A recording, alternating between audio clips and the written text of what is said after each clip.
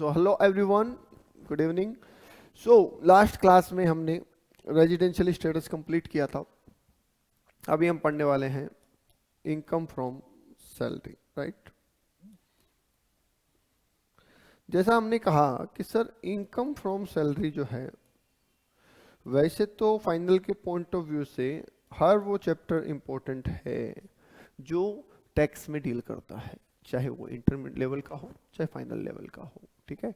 क्योंकि असेसमेंट के जो क्वेश्चन बनते हैं उसमें salary, house property, capital gain, business profession, other sources, जितने भी हमारे हेड्स हैं वो सब इंपॉर्टेंट है, राइट। अब सर सवाल ये आ जाता है कि हमारे पास सर ऑलरेडी फाइनल का इतना वास्ट सिलेबस है, हम इसको क्या करें। तो मैं ऑलरेडी इसके ऊपर डिस्कशन कर चुका हूँ, ठीक है, कि सर हमें पूरा नहीं पढ़ना है, हमें इतना जरूर है कि हमें ये आना चाहिए। अब अगर आपने इंटर में अच्छे से पढ़ा है तो नो डाउट आपको आता ही है, नहीं पढ़ा, थोड़ा कम पढ़ा है या याद नहीं है, तो उसके लिए मैं रिवीजन करवा ही रहा हूँ। और बिल्कुल भी नहीं पढ़ा कि सर मैंने तो विंटर में बिल्कुल ही नहीं पढ़ा, तो आपको इसे बिल्कुल डिटेल में पढ़ना चाहिए, एक एक लाइन देख के पढ़ना चाहिए, एक एक पेज पलट के पढ़ना चाहिए, ठीक है। कुल मिला के बात ये है कि फाइनल का एग्जाम जब देने जाएं तो सैलरी चैप्टर आपको आना चाहिए, ठीक है। क्योंकि हम ये मान के चलते हैं कि ऑन एन एवरेज हर बच्चे ने इंटरमीडिएट में इसको पढ़ा है, तो हम इसको फास्ट फॉरवर्ड रिवीजन के वे में लेते हैं। मतलब इसमें जो कॉन्सेप्चुअल क्लैरिटी हमें चाहिए मैं उसके ऊपर जाऊंगा, पर थोड़ा सा फास्ट फॉरवर्ड वे में, ताकि हमारा कोर्स भी टाइम पे पूरा हो जाए और हमें कुछ भी मिस भी ना करना पड़े, राइट।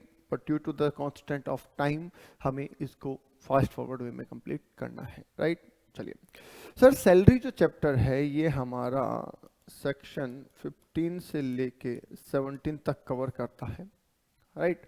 सेक्शन 15 जो कि हमारा चार्जिंग सेक्शन है, जैसा हम जानते हैं कि हर हेड का एक चार्जिंग सेक्शन होता है, और चार्जिंग सेक्शन का मतलब ये होता है कि हमें बताता है कि कौन सी इनकम सैलरी में आएगी, कौन सी इनकम सैलरी में नहीं आएगी। क्योंकि एक आम इंसान के लिए, ठीक है, जो प्रोफेशनल हो जाते हैं वो धीरे धीरे सब चीज़ों के यूज टू हो जाते हैं, पर एक जो स्टूडेंट होता है जब वो फर्स्ट टाइम पढ़ रहा होता है, ठीक है, या जो क्योंकि लो तो देखिए कोई प्रोफेशनल के लिए लो नहीं बनता है, लो तो पूरी 125-30 करोड़ हमारी जो पॉपुलेशन है सबके लिए लो है। ऐसा कोई जरूरी नहीं है कि प्रोफेशनल ही टैक्स पढ़ेगा, आम आदमी भी टैक्स पढ़ सकता है, राइट। तो चार्जिंग सेक्शन तो ये बताता है कि कौन सी इनकम किस हेड में आएगी, तो उसके लिए हर हेड का एक चार्जिंग सेक्शन बनाया गया है। तो सैलरी चैप्टर का चार्जिंग सेक्शन जो है वो एम्प्लॉय, ये सेक्शन 15 है। अब हमें पूछा गया कि सर सैलरी इनकम कौन से हेड में आएगी। अब आप बोलो सर सैलरी इनकम कौन से हेड में आएगी, ये क्या सवाल हुआ। सैलरी इनकम सैलरी हेड में आएगी, राइट। बिजनेस इनकम कौन से हेड में आएगी, सर बिजनेस इनकम बिजनेस में आएगी, ठीक है, मान लिया। पर कई इंस्टांस ऐसे आते हैं जब ये डिसाइड करना ही टफ हो जाता है कि ये मेरी जॉब है या ये मेरा बिजनेस है या मेरी अदर एक्टिविटी है। अब आप कहोगे सर ऐसे कैसे, ऐसे ऐसे कि मैं अभी आपको पढ़ा रहा हूं, राइट। क्या आप बता सकते हैं कि ये इनकम मेरी कौन से हेड में आएगी। मैं आपका क्लाइंट हूं, मैं आपके पास आया कि सर मुझे आईटीआर फाइल करवानी है। आप कहेंगे सर आप क्या करते हैं, मैंने कहा सर मैं बच्चों को पढ़ाता हूं। तो क्या आप बता सकते हैं कि मेरी इनकम ये कौन से हेड में आएगी। अब अगर क्लाइंट को आपने कहा तुरंत आप पढ़ाते हैं, हाँ, तो बिजनेस है सर आपका, तो ये तो आप बिजनेस हेड में आएगी, ठीक है, तो आप गलत हो जाएंगे। तो ऐसा नहीं है, प्रोफेशनल में यही फर्क होता है। प्रोफेशनल पहले केस को समझेगा। ऐसा थोड़ी है कि हम डॉक्टर के पास गए कि सर पेट दर्द हो रहा है, डॉक्टर कहता है पेट दर्द हो रहा है कि भैया तुम्हारा तो ऑपरेशन करना पड़ेगा। पहले वो पूछता है ना किस साइड हो रहा है, इधर हो रहा है, इधर हो रहा है, क्योंकि 9 तरीके के पॉइंट्स होते हैं ना पेट में। तो इधर होने का मतलब अलग है, नीचे होने का मतलब अलग है, तो सबका अलग अलग मीनिंग है। तो पहले वो पूछता है कब से हो रहा है, लगातार हो रहा है, रुक रुक के हो रहा है, किस साइड में हो रहा है, क्या बैक पेन भी है, वो सारी चीजें पूछता है। जब वो सारे सिम्टम्स को वो कोरिलेट कर लेता है, आफ्टर दैट वो डिसाइड करता है और बताता है कि मेरे हिसाब से ये अपेंडिक्स हो सकता है, ये गेस्टिंग पेन हो सकता है, या ये लीवर में कुछ प्रॉब्लम है, ठीक है, डाइजेस्टिव प्रॉब्लम जो भी है, राइट। तो वैसे ही हम भी डॉक्टर हैं सर फाइनेंस के, टैक्स के। तो जब हमारे पास क्लाइंट आएगा तो हम भी उसे एड होक जवाब नहीं देंगे, पर हम कुछ चीज़ें उससे पहले पूछेंगे, उसके सिम्टम्स पूछेंगे। तो आप मुझसे पूछेंगे सर आप पढ़ा रहे हैं, हमने हाँ जी सर। तो सर जहाँ आप पढ़ाते हैं वो इंस्टीट्यूट आपका खुद का है या आप वहाँ पे एज ए फैकल्टी मेंबर है, राइट? पहला सवाल ये होगा। मैंने कहा सर मेरा खुद का ही इंस्टीट्यूट है।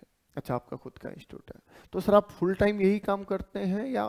तो मैंने कहा नहीं फुल टाइम नहीं सर, मैं दिन में 2 ही घंटे पढ़ाता हूँ और वैसे तो मेरा प्रैक्टिसिंग हूँ, मैं चार्टर्ड अकाउंटेंट हूँ।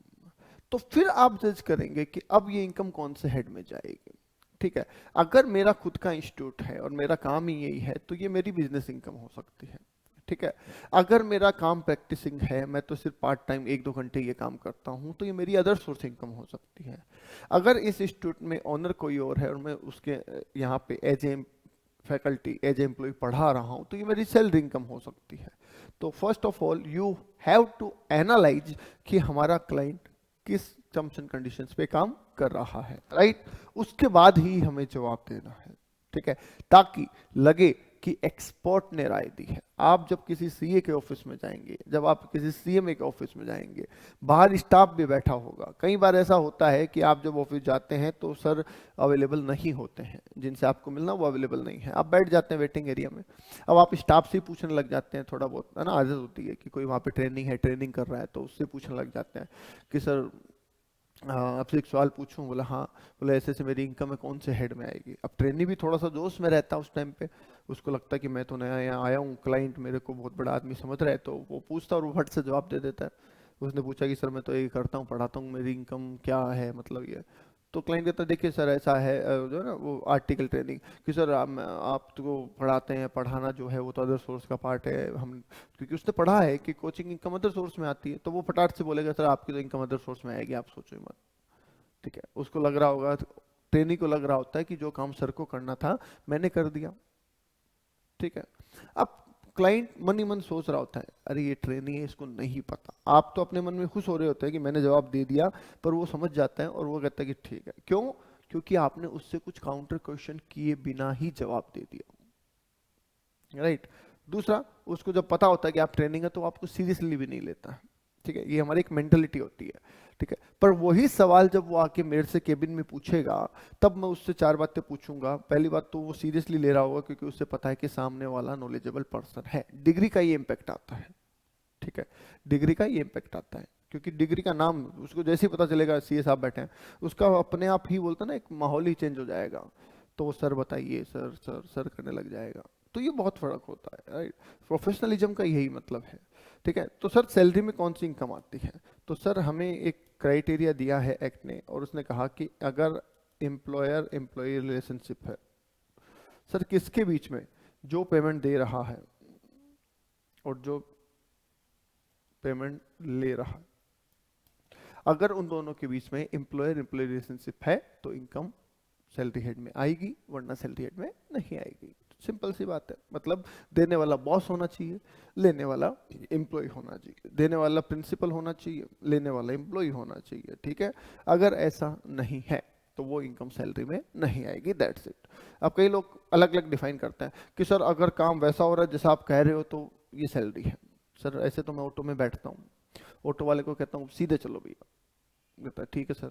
ठीक है, हमारे यहाँ राजस्थान में सिस्टम अलग है, राजस्थान में तो थोड़े से ऑटो वाले भी सेट होते हैं, कहाँ जाओगे, ठीक है, कहाँ पड़ेगा, कितना पेमेंट है, इतना लूंगा, उतना लूंगा। अब आप बोलोगे इधर से चलो, नहीं नहीं इधर से नहीं चलूंगा, मुझे रास्ता पता है, मैं अपने शॉर्टकट से चलूंगा। ये चलता है। शहरों में ऐसा नहीं चलता है।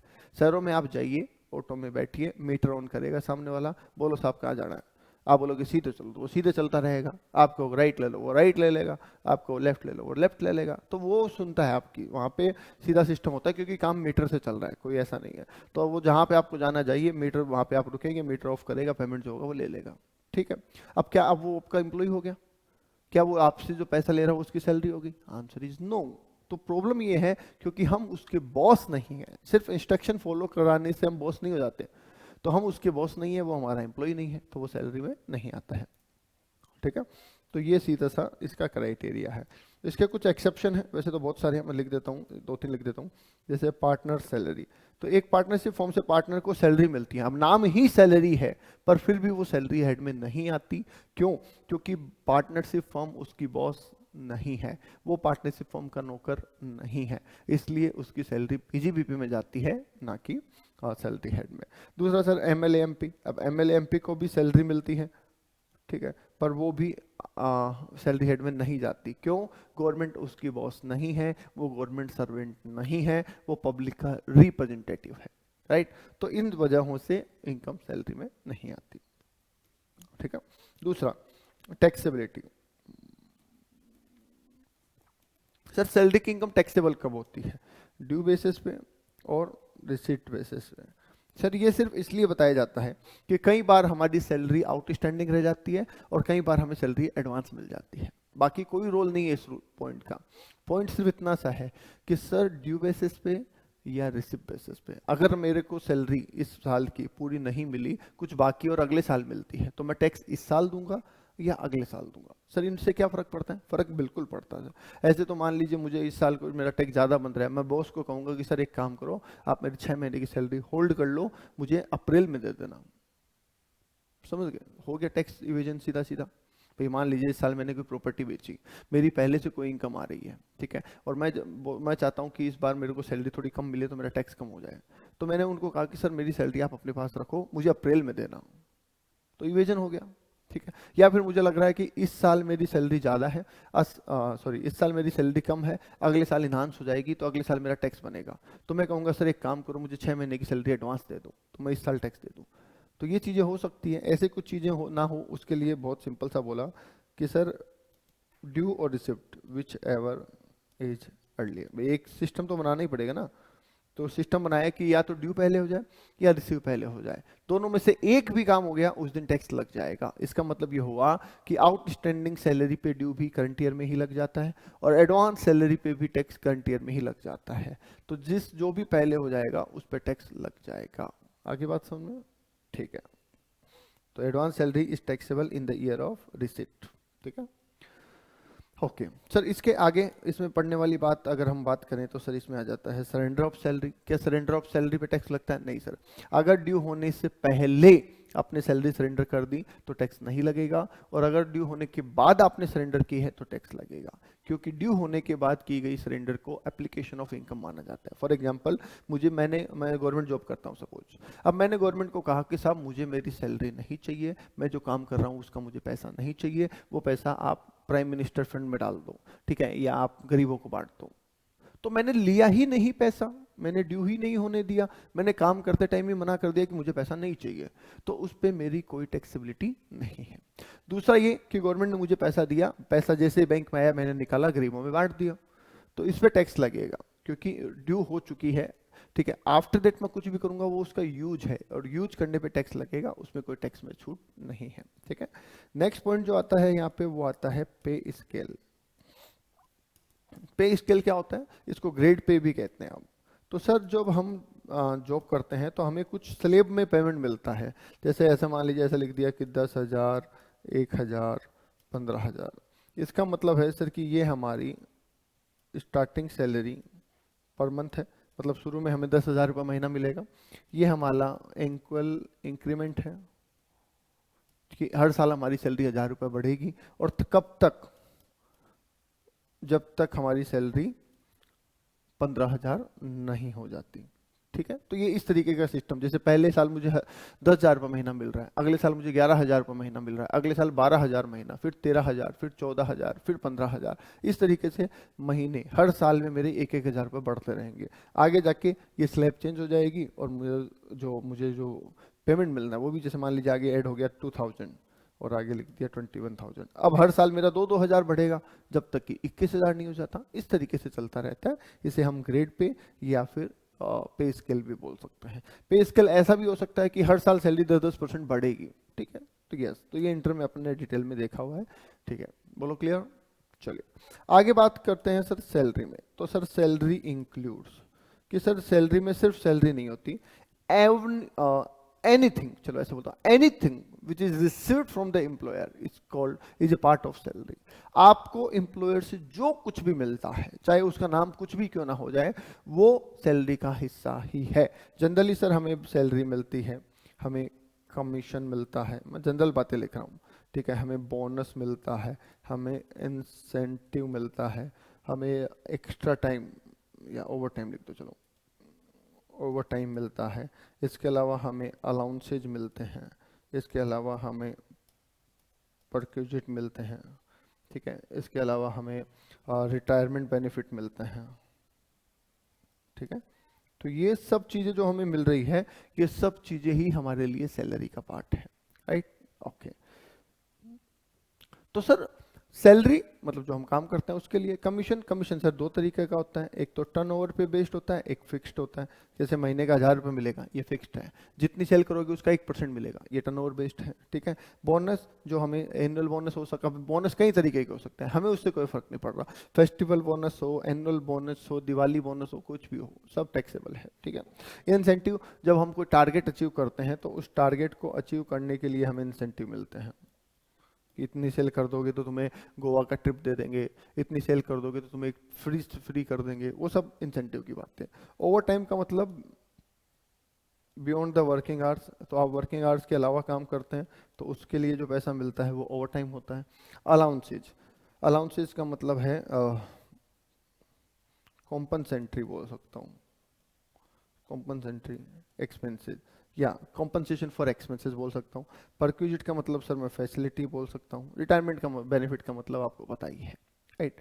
तो पेमेंट ऑफ ग्रेच्युटी, सॉरी ये पेंशन, रिट्रेंचमेंट, लिव इंकेसमेंट, ये सब चीज़ें रिटायरमेंट बेनिफिट के पार्ट है, राइट. तो ये सब चीज़ें टैक्सेबल है, मतलब सब इंक्लूडेड है सैलरी में. सर ऐसे कैसे, हमने तो पढ़ा है अलाउंसेज में कुछ फ्री होता है, कुछ टैक्सेबल होता है. सही पढ़ा है आपने, ठीक है, बिल्कुल होता है, पर वो चीज़ें हम अभी बात करेंगे. पर इनिशियल आप कहें तो ये सब सैलरी का पार्ट है और ये सब हमारे लिए टैक्सेबल है. अब हुआ क्या आगे जाके वो सुनिए. सर गवर्नमेंट ने देखा कि एम्प्लॉय को 3 तरीके की चीजें मिलती है. मेरा पढ़ाने का तरीका थोड़ा अलग है, इसलिए मैं कहूंगा थोड़ा ध्यान अगर आप देंगे तो मे भी आपको रट्टा मारने की जरूरत ना पड़े, राइट. कि सर देखिए ऐसा है, जब ये सारी बातें हो गई और जब गवर्नमेंट ने देखा कि इतनी चीजें मिल रही हैं तो उन्होंने सारी चीजों को शामिल तो इसलिए किया कि अगर हम किसी भी एक चीज को छोड़ देंगे तो एम्प्लॉय अपनी सैलरी को उसी नाम से डाइवर्ट कर देगा. फॉर एग्जांपल अगर मैं कह दूं कि सर एम्प्लॉयर से मिलने वाला गिफ्ट टैक्स फ्री है, तो सारे एम्प्लॉय अपने एम्प्लॉयर के पास पहुंच जाएंगे और बोलेंगे सर कल से हमें सैलरी मत देना, गिफ्ट दे देना. समझ गए. तो इसलिए सब चीजों को यहाँ पे शामिल किया गया.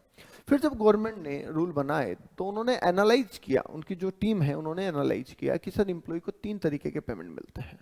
एक जो पर्सनल चीजें होती है, पर्सनल पेमेंट्स या लग्जरी पेमेंट जो एम्प्लॉय को जेब में जाता है, मतलब ऐसा पेमेंट जो एम्प्लॉय की जेब में जाता है या एम्प्लॉय को मजा आता है ना. मजा नहीं मतलब लग्जरी है, जैसे कि salary, bonus, commission, incentive, over time, ये सब कुछ एम्प्लॉय की जेब में जाता है, ठीक है. अलाउंसेज में भी कुछ अलाउंस ऐसे हैं जो पर्सनल होते हैं जिससे एम्प्लॉय को फायदा होने वाला है, जैसे family allowance, entertainment allowance, DNS allowance. तो जेब पैसा तो जेब में जा ही रहा ना इन सब में. तो जिन जिन अलाउंसेज में पैसा जेब में जा रहा है या आप लग्जरी उठा रहे हैं, उन अलाउंसेज को टैक्सेबल किया गया है, ठीक है.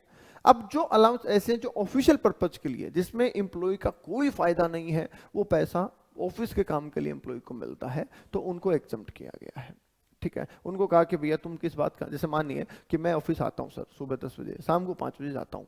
इन बिटवीन मुझे मेरा बॉस 10 जगह पे काम करने को भेजता है, कभी कहता है यहाँ जाओ, कभी कहता है वहां जाओ, ठीक है. अब मैं यहाँ वहां जा रहा हूँ तो भैया पेट्रोल लगेगा ना, तो बाइक तो मेरी है, पर उसमें पेट्रोल भराने के लिए एम्प्लॉयर मुझे पैसे देता है कि लो भैया महीने का 5,000 रुपये हम तुमको दे देंगे, तो ये तुम्हारा कन्वेंस अलाउंस है, इससे तुम ऑफिस के काम कर लेना. मैंने कहा ठीक है सर, मैं पेट्रोल डलवाता हूँ, ऑफिस के काम से घूमता रहता हूँ.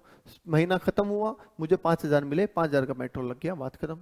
तो भैया ऐसे में मेरी जेब में क्या जा रहा है, मेरी जेब में तो कुछ नहीं जा रहा, और जब मेरी जेब में कुछ नहीं जा रहा तो मैं टैक्स किस बात का दूं, राइट.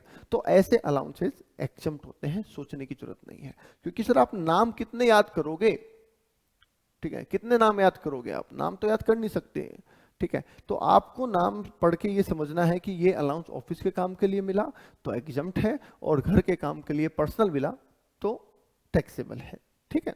तो मेनली 2 तरीके की चीजें तो ये हुई. तीसरी चीज क्या होगी? तीसरी चीज ये हुई कि सर है तो पर्सनल, तो कायदे से तो टैक्स लगना चाहिए, पर गवर्नमेंट को लगा कि हमें इसको प्रमोट करना है, हमें ये नेसेसिटी है, हम चाहते हैं इसको बढ़ावा देना, तो गवर्नमेंट ने वहां पे थोड़ी सी छूट दे दी आपको, ठीक है। जैसे चिल्ड्रन एजुकेशन अलाउंस, अब मेरा बॉस मुझे मेरे बच्चों को पढ़ाने के लिए एक्स्ट्रा पैसे दे रहा है, तो भैया कायदे से तो मेरी इनकम ही है ना भाई, मेरे बच्चों को पढ़ाने की ड्यूटी मेरी है, मेरे बॉस की नहीं है, राइट। तो मुझे अगर वो उसके लिए एक्स्ट्रा पे कर रहा है तो मेरे तो जेब में ही जा रहा है वो पैसा, फिर मैं अपनी फीस खर्च कर रहा हूं तो ठीक है। तो ऐसे में children education allowance fully taxable होना चाहिए, कायदे की बात है। पर क्योंकि गवर्नमेंट ये चाहती थी कि एजुकेशन को बढ़ावा मिले, तो उन्होंने कहा कि चलो जी कुछ अमाउंट हम फ्री कर देते हैं। तो जिन जिन चीजों को गवर्नमेंट प्रमोट करना चाहती थी उन उन चीजों पे गवर्नमेंट ने थोड़ी थोड़ी एग्जम्पशन दे दी, ठीक है। अच्छा, यहां पे एक पॉइंट और बात करते हैं कि सर देखिए ऐसा है, मुझे 10,000 मिला, ठीक है, 1,000 इसमें एग्जम्प्ट है, ऐसा लिखा है एग्जम्प्ट। तो जितने भी अलाउंसेज होते हैं, तो रूल बनाने वाले के हाथ में दो चीजें थी, या तो वो ये कहता कि सर 1,000 एग्जम्प्ट है और 9,000 टैक्सेबल है, ठीक है, या वो यूं कहता कि 9,000 टैक्सेबल है, ऊपर जो मिला वो एग्जम्प्ट है। आपको होगी सर बात तो एक है, नहीं, बात एक नहीं है। हमेशा एग्जम्पशन का अमाउंट फिक्स किया जाता है, ना कि टैक्सेबिलिटी का। टैक्सेबिलिटी का अमाउंट फिक्स नहीं करते, एग्जम्पशन का फिक्स करते हैं। क्यों? क्योंकि एग्जम्पशन का फिक्स करेंगे तो हर आदमी को इक्वल बेनिफिट मिलेगा। जैसे मान लिए चिल्ड्रन एजुकेशन अलाउंस आपने पढ़ा हुआ है कि 100 रुपए पर मंथ पर चाइल्ड फ्री होता है, ठीक है। तो जर जिसको 200 मिल रहा है उसके लिए भी 100 फ्री है, 500 मिल रहा है उसके लिए भी 100 फ्री है, 1000 मिल रहा है उसके लिए भी 100 फ्री है। तो this is called right of equality, कि सबको इक्वल बेनिफिट मिल रहा है। अगर गवर्नमेंट ये कह देती कि सर 400 रुपए टैक्सेबल है, तो गड़बड़ हो जाता। जिसको 100 मिल रहा है उसको भी 400 रुपए टैक्स देना है, जिसको 500 मिल रहा है उसको भी 400 रुपए टैक्स देना है, जिसको 5,000 मिल रहा है उसको भी 400 पे ही टैक्स देना है। तो इससे गवर्नमेंट को भी टैक्स कम मिला, और इसमें अनइक्वालिटी हो गई कि जिसको कम मिल रहा है उसको टैक्स ज्यादा देना पड़ रहा है, जिसको ज्यादा मिल रहा है उसको टैक्स कम देना पड़ रहा है, उल्टा हो जाता। तो इसलिए जो भी अमाउंट फिक्स किए गए हैं वो सारे एग्जम्पशन के अमाउंट है, ना कि टैक्सेबिलिटी के। ये बातें आपको ध्यान रखने की है। आगे बात समझ, ठीक है। तो सर इसमें salary, commission, bonus, incentive, over time, ये सब चीजें तो पता है। हम चलते हैं सीधा अलाउंसेज और परक्विजिट। वो बीच में मैं थोड़ा सा आगे चला गया समझाने के चक्कर में। चलिए sir, what is difference between allowance and perquisite? तो सर अलाउंस जो होता है ना, पहली बात तो यहाँ पे लिख देते हैं अपन अलाउंस, और एक लिख देते हैं परक्विजिट। सर जनरली अलाउंस जो होते हैं ना वो मॉनेटरी होते हैं, जनरली बोल रहा हूँ मैं, ठीक है। और परक्विजिट जो होते हैं जनरली नॉन मॉनेटरी, होने को तो ये भी मॉनेटरी होते हैं कई जगह पे, पर जनरली नॉन मॉनेटरी हम इनको बोलते हैं, ठीक है। जैसे जैसे सर मुझे है ना, एग्जांपल के तौर पे, फिर मुझे मेडिकल अलाउंस मिला। अच्छा एक चीज और लिख दूं क्या उससे पहले? सर अलाउंस जनरली फिक्स्ड होते हैं और परक्विजिट हमेशा वेरिएबल होते हैं या फ्लेक्सिबल होते हैं। कैसे? सुनिए सर, एक बंदे को मेडिकल अलाउंस मिलता है, तो भाई कितना मिलता है ये तो फिक्स होगा ना, 2,000 महीना, 3,000 महीना, 5,000 महीना, फिक्स्ड है। यहाँ पे सर इसको मेडिकल फैसिलिटी मिलती है, कितनी? सर कितनी का मतलब क्या है? बीमार हो जाए तो इलाज करवा लो और आके बिल दे दो। तो समझ रहे हैं, मेडिकल अलाउंस मॉनेटरी, पैसा मिल रहा है 2,000, 3,000, 5,000। दूसरी बात फिक्स्ड है, ठीक है। फैसिलिटी, पैसा नहीं मिल रहा, इलाज मिल रहा है। दूसरी बात फिक्स नहीं है, कितना भी ले लो, ठीक है। यहाँ पे बात करें सर लंच अलाउंस, जिसको आप टिफिन अलाउंस भी बोलते हैं, ठीक है। और यहाँ पे कहें फूड फैसिलिटी, तो अगेन यहाँ पे फिक्स पैसा मिल रहा है कि सर खाने के लिए 1,000 रुपये महीना, 2,000 रुपये महीना मिलेगा। यहाँ पे खाना मिल रहा है, तो जब अलाउंस मिल रहा है तो फिक्स पैसा है, और फूड मिल रहा है तो अनलिमिटेड है, राइट, ठीक है। ट्रांसपोर्ट अलाउंस, ऑफिस से घर, घर से ऑफिस आने जाने का, तो यहाँ पे मिल रही है pickup drop facility, company pickup करा रही है, कंपनी ड्रॉप करा रही है, ये फैसिलिटी है, राइट। तो बहुत सारे हैं ऐसे। तो ऐसी चीजों में आपको ध्यान देना पड़ेगा कि सर अलाउंसेज अलग होते हैं और ये अलग होते हैं, ठीक। अब सर क्योंकि अलाउंसेज में ऑलरेडी मनी का एलिमेंट है, अमाउंट आपके पास ऑलरेडी है, क्वेश्चन में अमाउंट दे रखा होगा कि इतना अलाउंस मिला है, कभी भी ऐसा नहीं होगा कि अलाउंस मिला और अमाउंट नहीं दे रखा हो। ठीक है, इसका अमाउंट हमेशा दे रखा होता है, अमाउंट जो है वो गिवन होता है। तो सर जब अमाउंट गिवन है तो मुझे ये बताना है कि इसमें से एग्जम्प्ट कितना है, और अगर लॉ मेकर ने ये बता दिया कि एग्जम्प्ट कितना है, ये पॉइंट बता दिया, तो टैक्सेबल तो अपने आप कैलकुलेट हो जाएगा। तो अलाउंसेज में लॉ मेकर हमेशा आपको ये बताता है कि एग्जम्प्ट कितना है, टैक्सेबल कितना ये नहीं बताता। जबकि परक्विजिट में सर वैल्यू नहीं होती, परक्विजिट में वैल्यूज नहीं होती क्योंकि नॉन मॉनेटरी है, तो हमें वैल्यू फाइंड आउट करनी पड़ती है और इसी को बोलते हैं वैल्यू ऑफ परक्विजिट।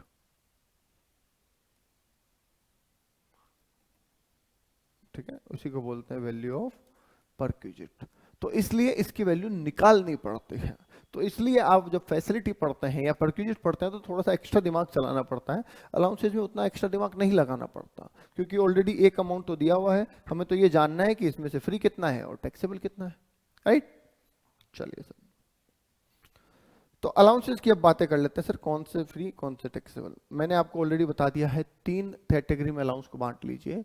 जो प्योरली पर्सनल है फुल्ली टैक्सेबल, जो प्योरली ऑफिशियल है फुल्ली एग्जम्प्टेड, जो है पर्सनल पर नेसेसिटी है उनमें पार्शियल एग्जम्पशन है। अब मैं ये चीज मैं आपको पीडीएफ से पढ़ा देता हूं ताकि अपना टाइम सेव हो जाए, राइट।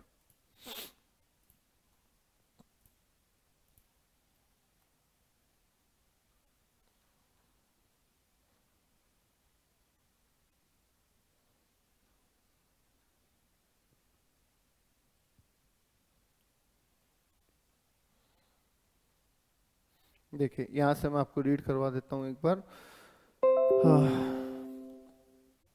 देखिए sir, fully taxable allowance, fully taxable में entertainment allowance fully taxable, family, servant, overtime, non practising, wardenship, tiffin, lunch, medical, CCA और डीएनएस। तो ये सारे अलाउंस आपके लिए फुल्ली टैक्सेबल है। क्यों? क्योंकि अगर आप ध्यान से देखेंगे तो सारे पर्सनल है, सारा पैसा आपकी जेब में जा रहा है, सारा आपको सीधा बेनिफिट दे रहा है, इसलिए ये सारे टैक्सेबल है।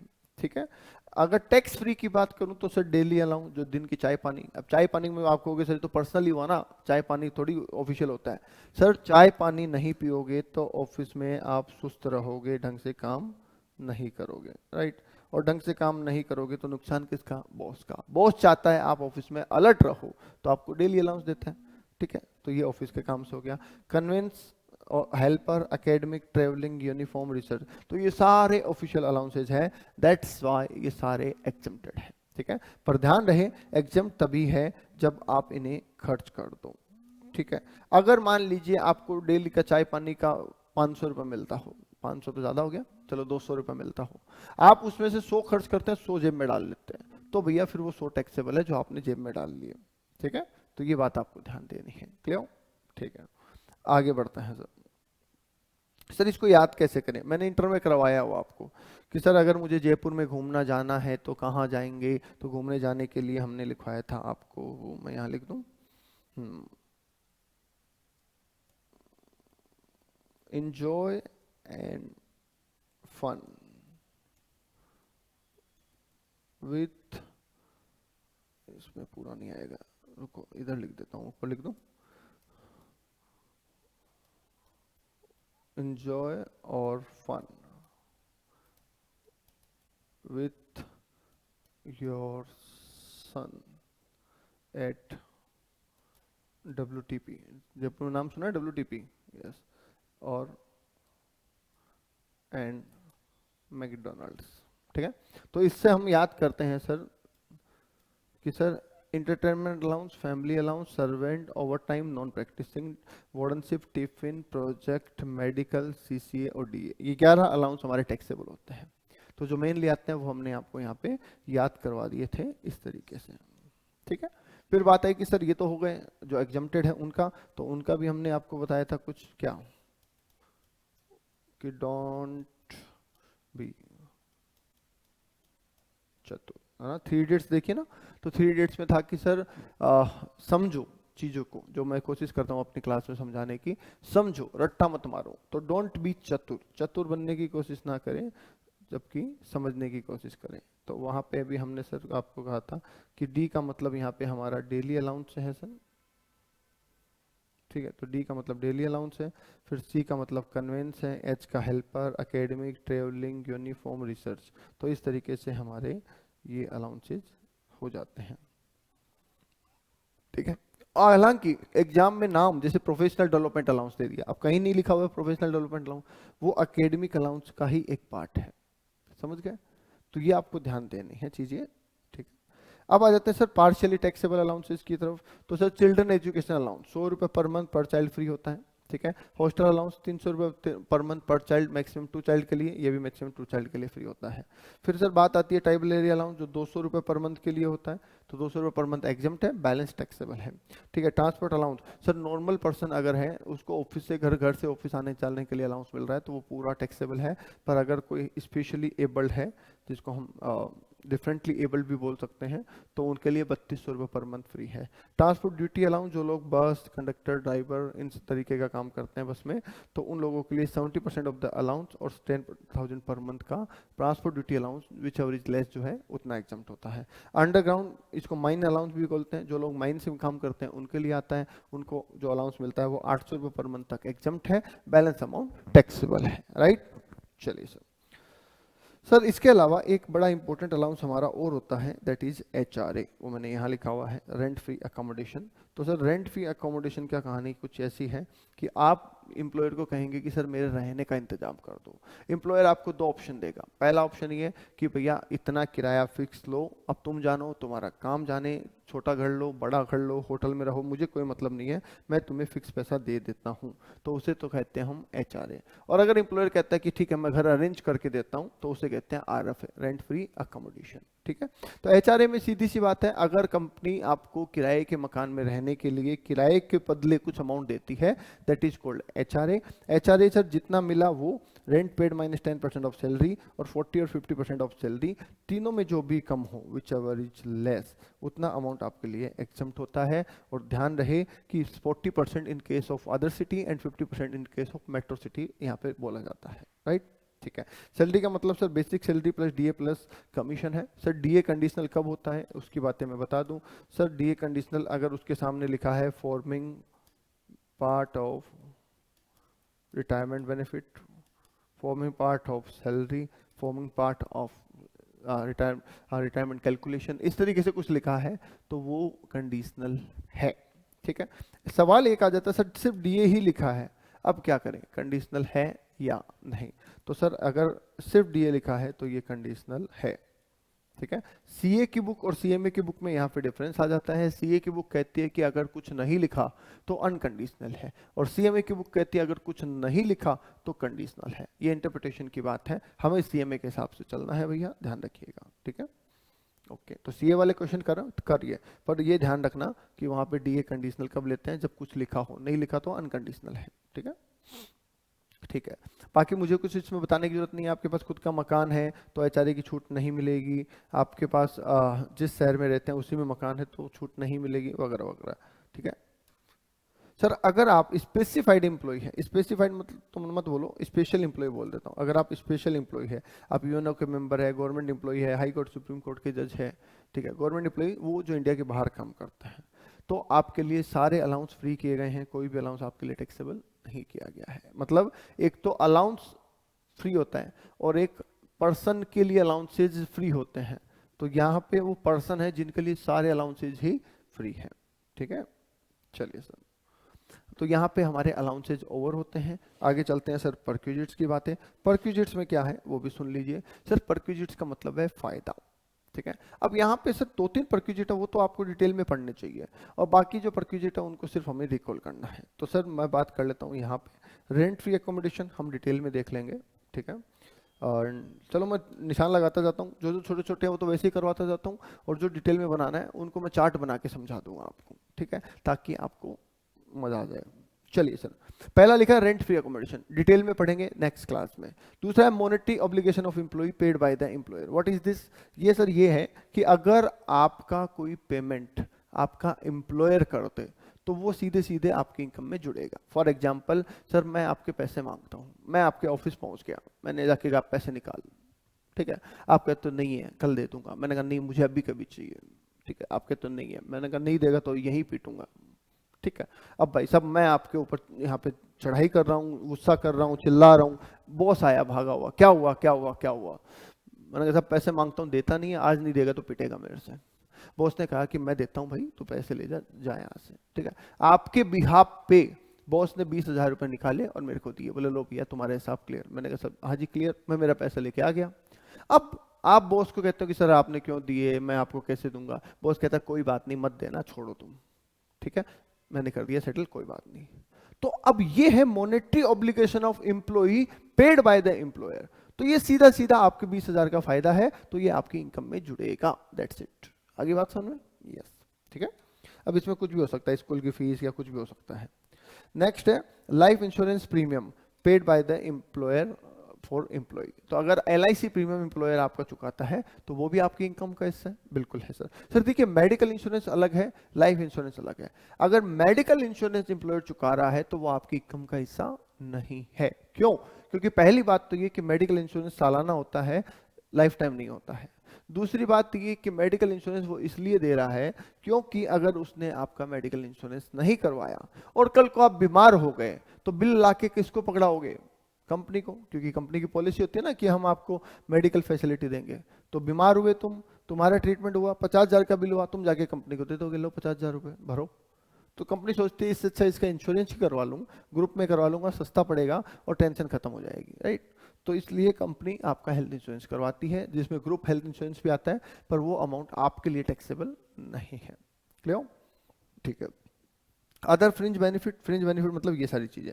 यूज ऑफ मूवेबल असेट, अगर आपको किसी मूवेबल असेट को यूज करने के लिए दिया जा रहा है, यूज करने के लिए, ये बात याद रखना, बहुत सारे स्टूडेंट इसमें गलती करते हैं। जैसे मैं कहूंगा कि सर आपकी जॉब लगी, आपको बॉस ने कहा कि चलो मैं तुम्हें 1 लाख रुपए का फर्नीचर देता हूँ, ये तुम यूज कर लो, जिस दिन छोड़ के जाओ मुझे वापस दे देना। तो आपको कितना फायदा हुआ? अब बहुत सारे स्टूडेंट कहते हैं सर 1 लाख का फायदा हो गया। नो, 1 लाख का फायदा कैसे हो गया? 1 लाख का फर्नीचर रखने को थोड़ी दिया उसने हमको, उसने हमें यूज करने को दिया है और बोला कि जब मैं छोड़ के जाऊं तब वापस देना पड़ेगा। तो सर हो सकता है, मान लो मैं तो 1 साल बाद ही छोड़ के चला गया, तो बताओ क्या वो फर्नीचर मेरा हो गया? नहीं। अगर वो फर्नीचर मेरा नहीं हुआ तो क्या मुझे 1 लाख के फर्नीचर पे पूरे पे टैक्स देना चाहिए? नो सर, मैंने तो सिर्फ 1 साल यूज किया। तो मैं उस केस में उसकी 1 साल की वैल्यू फाइंड आउट करूंगा और उस पर ही टैक्स दूंगा। तो जितने साल में जॉब करूंगा उतना उतना टैक्स देता रहूंगा, राइट। तो सर यूज के केस में अगर एम्प्लॉयर ने आपको असेट यूज करने को दी और वो असेट एम्प्लॉयर की खुद की है तो 10% ऑफ कॉस्ट आपको फायदा माना जाएगा। तो अगर 1 लाख का फर्नीचर बॉस ने आपको यूज करने के लिए दिया है तो आप ये मान के चलिए 10% सालाना आपको फायदा हो रहा है, क्योंकि डेप्रिसिएशन की रेट उसकी उतनी ही है, आप ऐसा मान लीजिए, ठीक है। तो कोई भी मूवेबल असेट अगर एम्प्लॉयर आपको यूज करने को देता है और वो उसकी खुद की है तो इन दैट केस आपको डेप्रिसिएशन के आपको 10% ऑफ वैल्यू का फायदा हो जाएगा, ठीक है। दूसरा बात आता है कि सर अगर एम्प्लॉयर के पास खुद के पास नहीं है सेट, वो खुद किराए पे लाके देता है, तो जितना किराया वो भरेगा तुम्हारी वजह से वो तुम्हारा फायदा है। ये आपको एसी लाके दे दी और एसी 2,000 रुपये महीने भाड़े पे है, तो वो 2,000 रुपये महीने का बढ़ता है, मजे लेते हो एसी के आप, तो वो 2,000 रुपये महीना आपकी इनकम में जुड़ेगा क्योंकि आप उसका नॉन मॉनेटरी फायदा उठा रहे हैं, राइट, ठीक है। अगर लैपटॉप, कंप्यूटर और मोबाइल यूज करने को मिलता है तो वो ऑफिशियल पर्पज माना जाता है, इसलिए उनको एग्जम्प्ट किया गया है, ठीक है। तो ये हमारे मूवेबल असेट के यूज में है।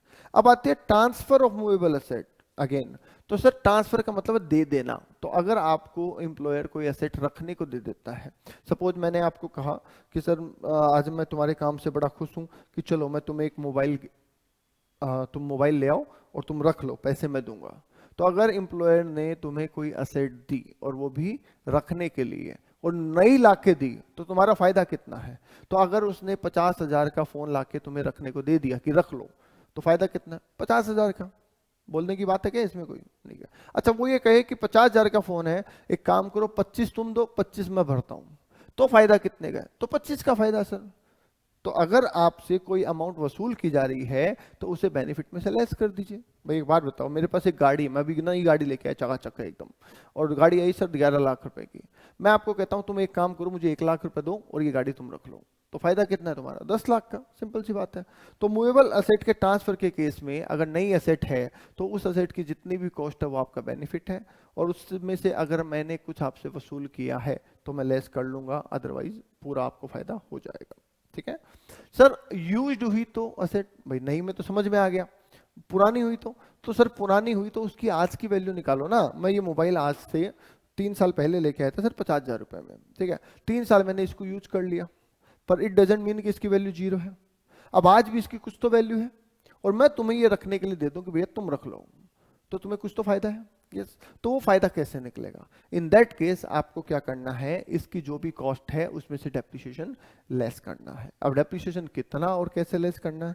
तो सर अगर मोबाइल और कंप्यूटर और लैपटॉप की बात कर रहे हैं तो 50% डब्ल्यूडीवी के हिसाब से यूज लेस कर लीजिए, ठीक है। मैं आपको आगे लेके चलूं क्या? चलो एक काम करते हैं, मैं यहाँ से पढ़ा देता हूँ आपको, तो थोड़ा सा आपको और अच्छा रहेगा ना। ऐसे मैं बोलूंगा ना सिर्फ तो आपको थोड़ा अजीब लगेगा।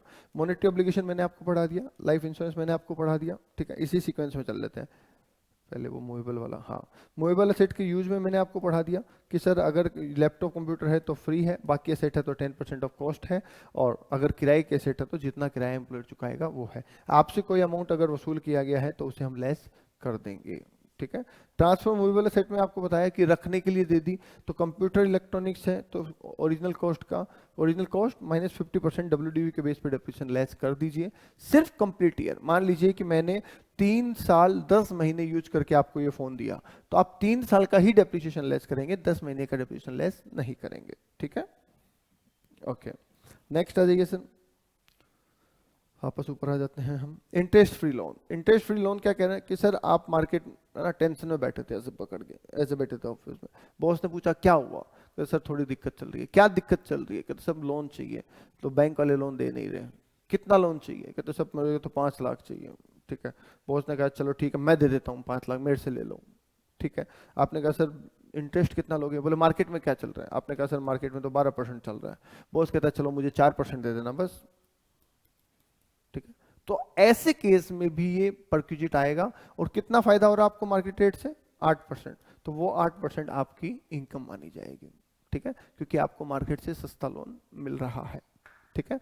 अब सर वो कहे कि चलो ब्याज देना ही मत, तुम तो ले लो पैसा और दे देना जब आए तब, तो उस केस में आपको पूरा 12% जो है ब्याज है टैक्सेबल हो जाएगा, क्योंकि आपको 12% का फायदा हो रहा है। सर मार्केट में तो बहुत सारी बैंक किसकी रेट लेंगे? तो एसबीआई की लेनी है, 1 अप्रैल को जो भी रेट रही होगी वो वाली रेट, उससे कंपैरिजन कर लेना है, ठीक है।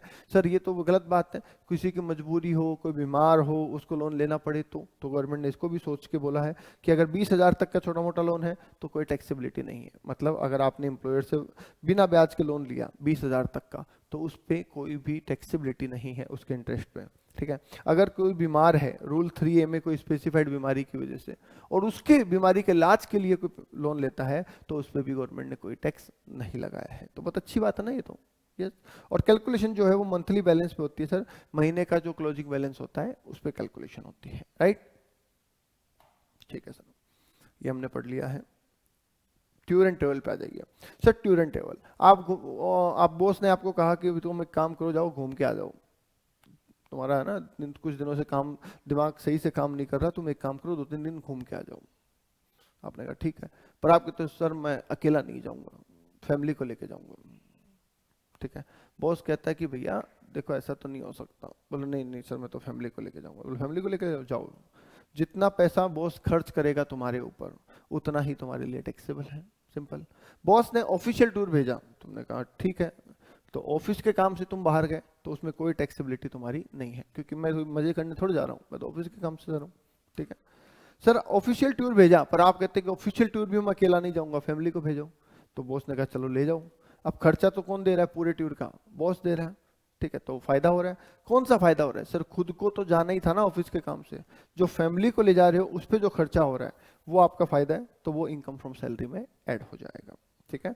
आप कहते हो सर मैं 3 दिन के लिए ऑफिस टूर में जा रहा हूँ, ठीक है, जैसे मान लीजिए वेडनेसडे थर्सडे फ्राइडे। अब आपने बॉस को कहा कि सर देखो ऐसा है, वेडनेसडे थर्सडे फ्राइडे तो हम काम कर लेंगे, पर सैटरडे संडे को हम वहां पे रुकेंगे और घूमेंगे, पैसा आपको देना पड़ेगा।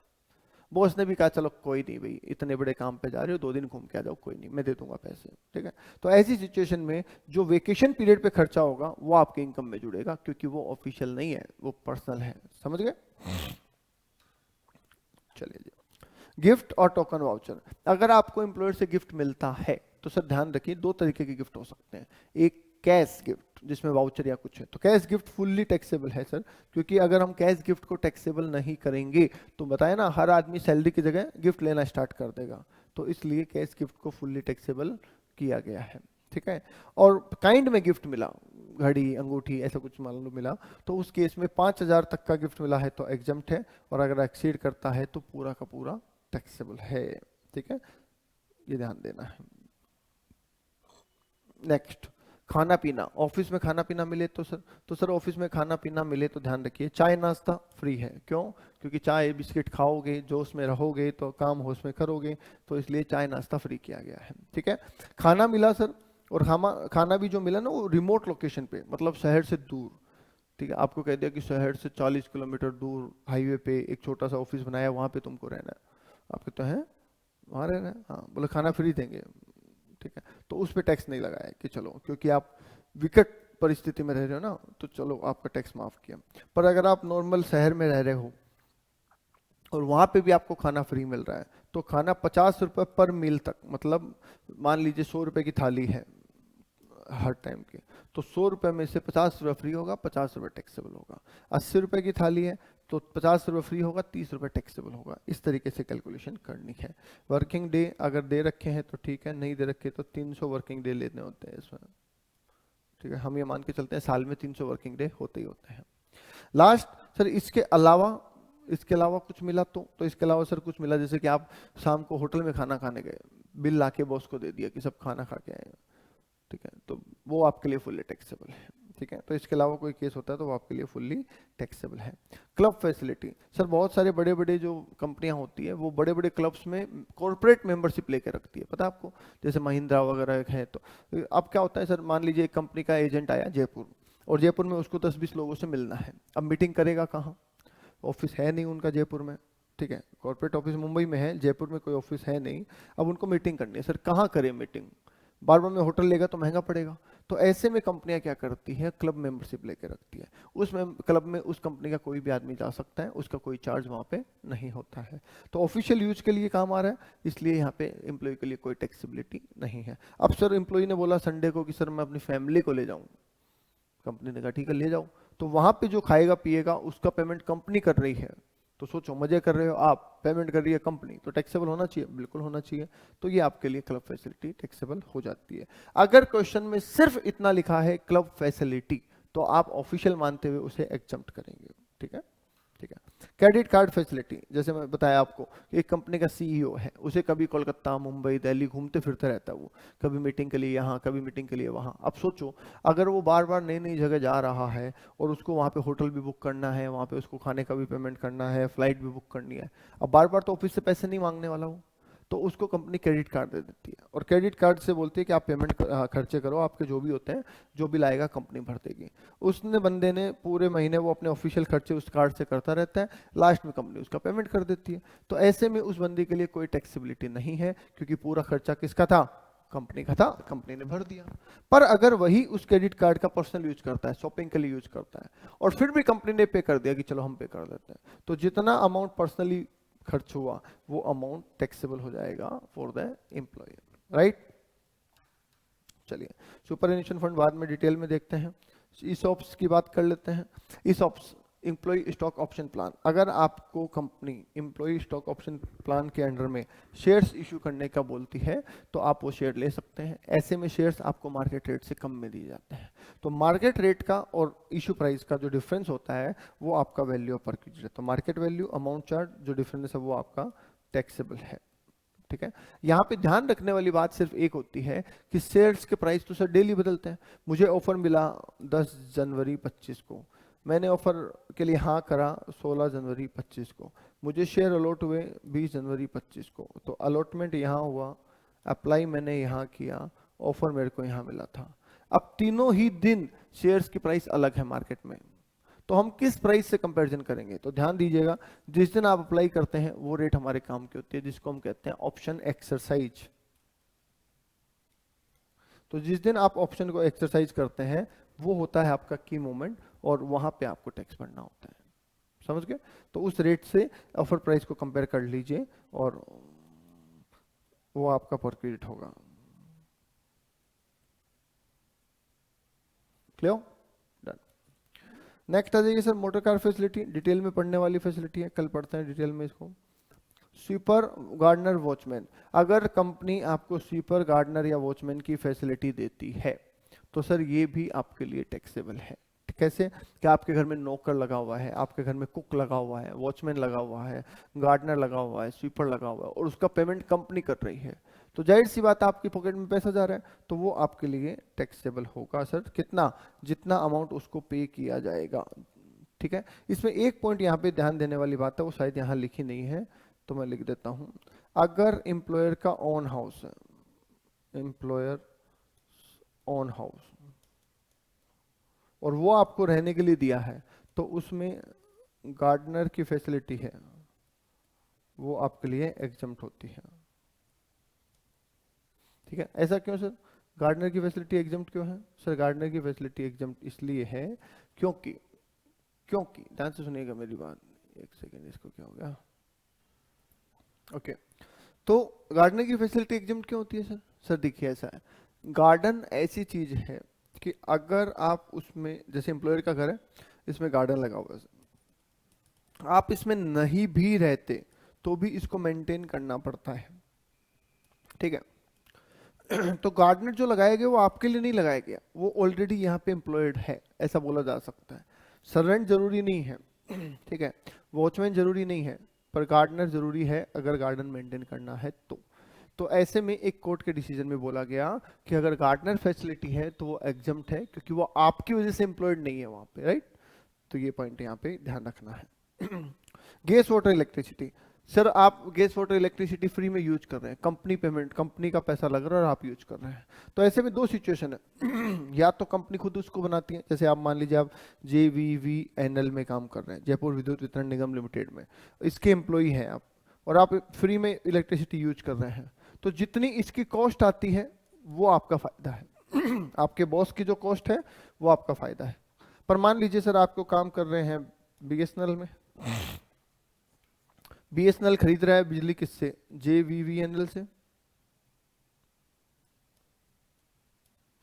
और अब खरीद के आपको फ्री में दे रहा है, तो ऐसे केस में जितना बिल पे करेगा कौन? BSNL, वो आपका फायदा है।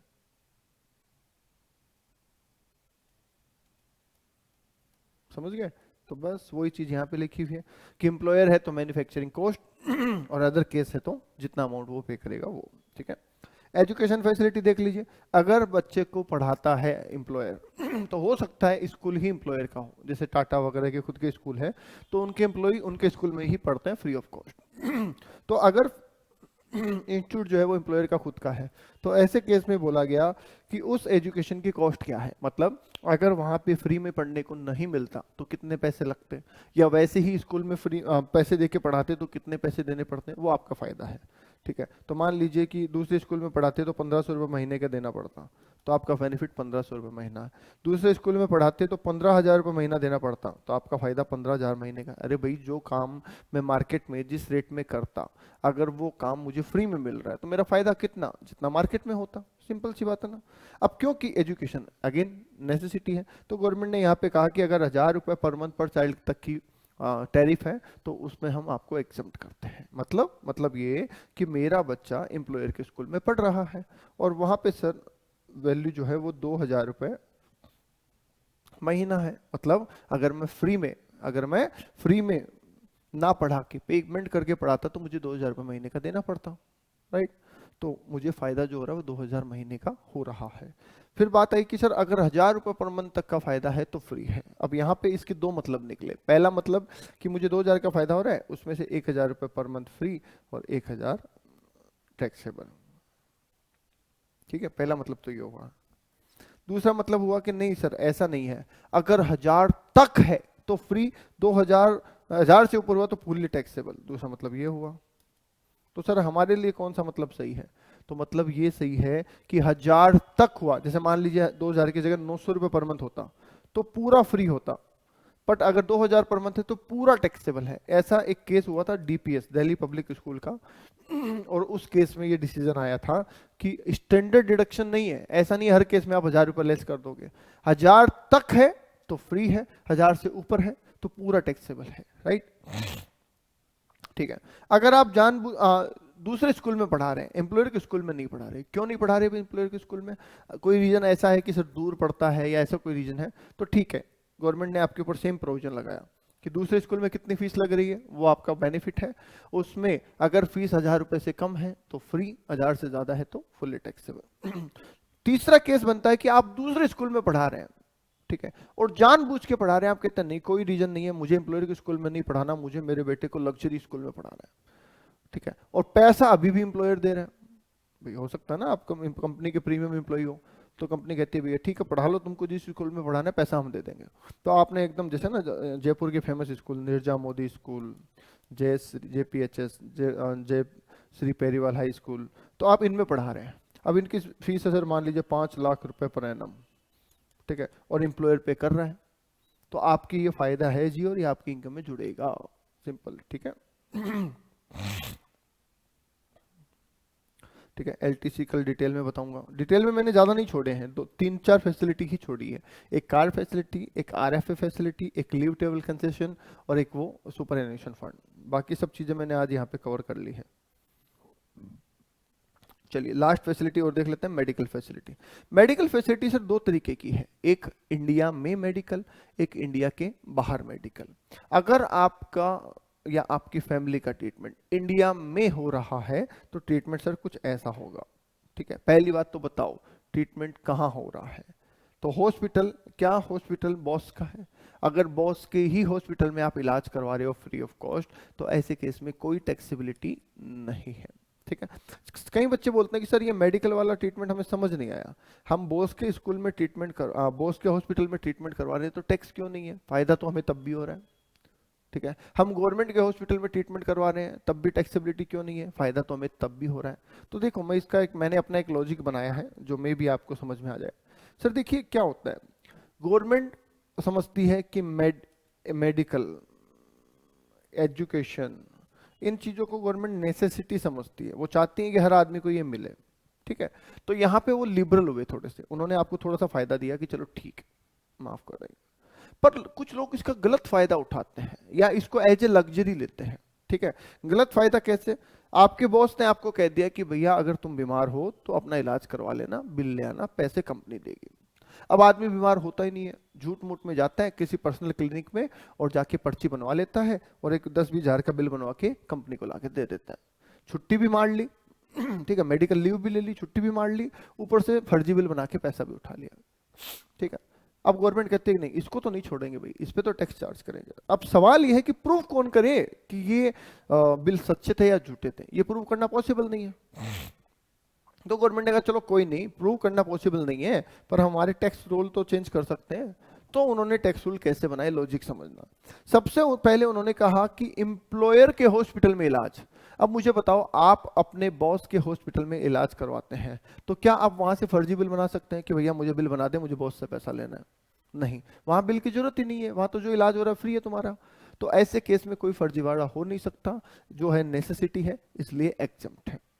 दूसरा कहा गवर्नमेंट हॉस्पिटल, क्या गवर्नमेंट हॉस्पिटल से आप फर्जी बिल बनवा सकते हैं?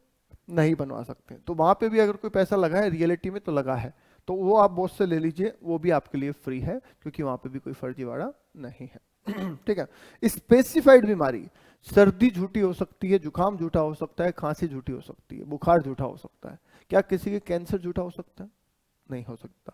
तो अगर ऐसी बीमारी जो रूल 3A में लिखी हुई है और उसका ट्रीटमेंट हो रहा है तो वो भी एग्जम्प्ट किया गया है क्योंकि नेसेसिटी माना गया है, ठीक है, और वो झूठा नहीं हो सकता। अब सर इसके अलावा एम्प्लॉयर आपका हेल्थ इंश्योरेंस करवा रहे हैं, मैं ऑलरेडी बता चुका हूं, तो वो एग्जम्प्ट है ये। अब बचा क्या सर, प्राइवेट हॉस्पिटल में इलाज। अब आप गए प्राइवेट हॉस्पिटल की पर्ची लेके गए और बोले साहब इतना पेमेंट कर दो, गवर्नमेंट ने कहा टैक्सेबल, क्योंकि हमें आप पे ट्रस्ट नहीं है, हमें लगता है झूठा है। आगे बात समझे, ठीक है।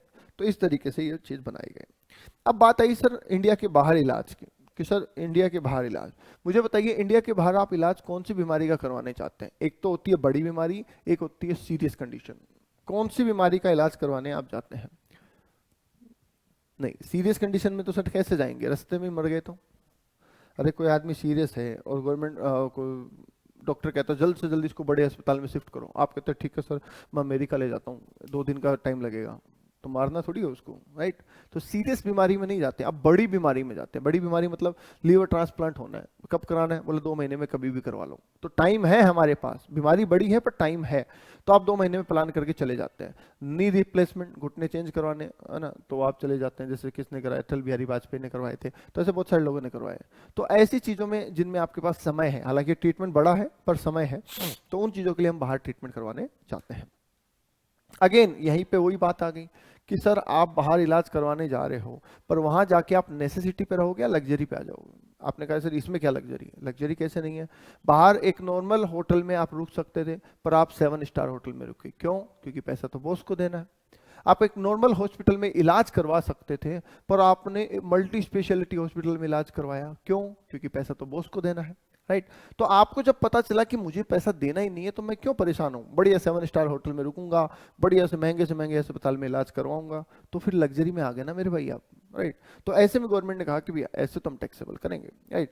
तो गवर्नमेंट ने सबसे पहले बात करी सर मेडिकल ट्रीटमेंट की, कि भाई ट्रीटमेंट की बात करूं, तो ट्रीटमेंट जो आप करवाएंगे, अब क्या होता है देखो, विदेशों में ना हर कंट्री का अलग अलग सिस्टम है ना। आप कनाडा जाएंगे अलग है, दुबई जाएंगे अलग है, तो हर कंट्री का अलग अलग सिस्टम है, और वो हमें नहीं पता, उसकी जानकारी हमें कोई नहीं है, लॉ मेकर को भी नहीं है। लॉ मेकर कहता है मुझे क्या पता इतनी कंट्रियों का क्या है, मैं तो टैक्स लॉ बनाने बैठा हूँ, मैं हर कंट्री की लिस्ट थोड़ी लेके बैठूंगा, और ये तो टाइम टू टाइम चेंज होती रहती है। तो इस केस में आरबीआई को आगे लेके आए, क्यों? क्योंकि सारा खर्चा जो होगा वो फॉरेन करेंसी में होगा, राइट। तो आरबीआई को लेके आए और कहा गया कि ऐसे केस में आरबीआई ये डिसाइड करेगा कि इस ट्रीटमेंट का कितना खर्चा होना चाहिए था।